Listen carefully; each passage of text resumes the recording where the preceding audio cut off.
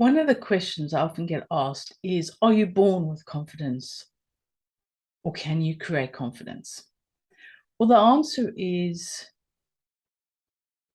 you can create confidence. You're not necessarily born with confidence. You learn confidence and develop confidence.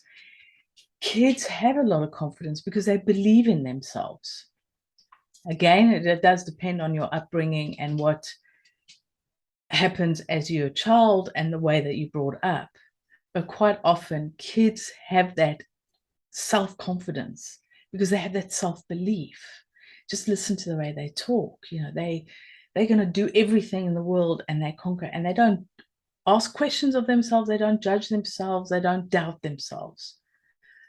But again, as you grow up, as you go to school and through schooling and whatever else is, life can knock you back a bit, and this can then start to have an impact on your confidence. So what this means is you can most probably reach adulthood with no confidence and forget how it feels to be confident. Forget that maybe you were confident as a young child. But don't despair. You can become confident again. It's not something that you lose. It's like any skill that you have, you just need to learn it again. Reconnect with it. Find that passion for it. So yes, the answer is you can learn and develop your confidence. It takes time, it takes effort, and it takes action to do it. It's not a pill that you just swallow and all sorted. You don't go to bed one night and wake up confidence. Confidence is something that slowly grows and develops. And by doing certain actions, you then start to grow it. And that's a good thing because your confidence as an adult is different to your confidence as a child. It's learning from your experiences that you've had as an adult and reconnecting with that self-worth, that self-belief that you had as a child. It's taking all those knocks that you've had, all those times that you've had no self-esteem, no self-belief, you didn't feel worthy, taking all that, learning to live with it and learning to create something new out of that. It's also about finding a way to be vulnerable, finding that way that, okay, you know what? Things happen, but that's okay.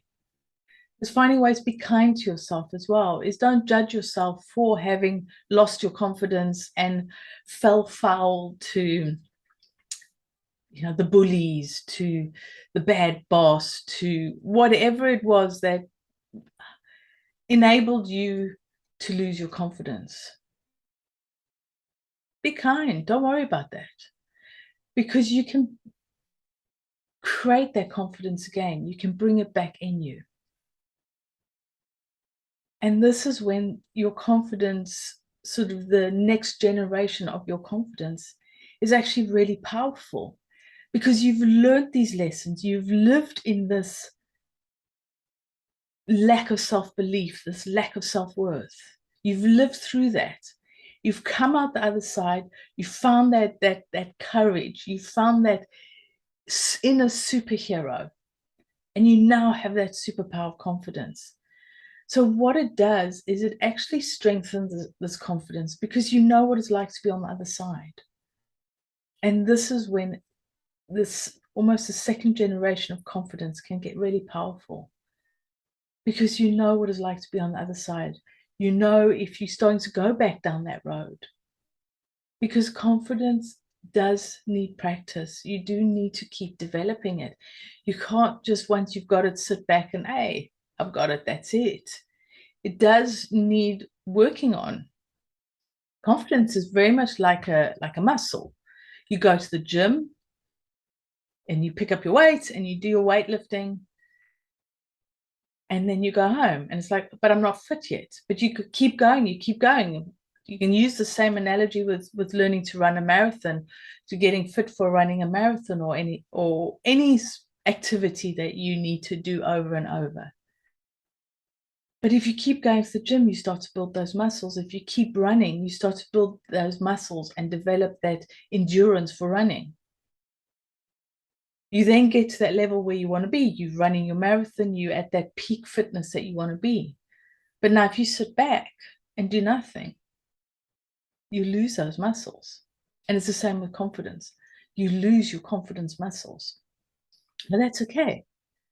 Once you're in that level, you don't have to put in that amount of training anymore. You just need to top it up. Just keep going.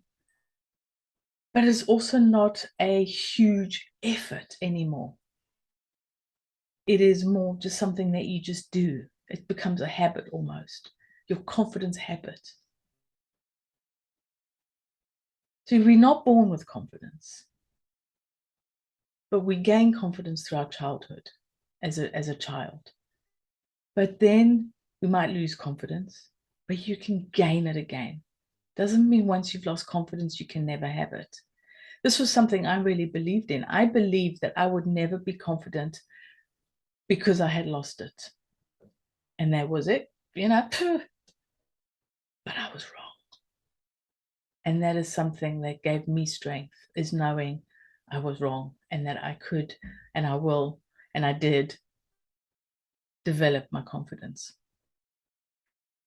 So you can too. So if you were confident as a child and you're not confident now, that's okay. Let's have a conversation.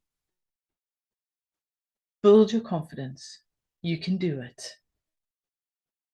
Just because you're not confident now doesn't mean that you won't ever be confident.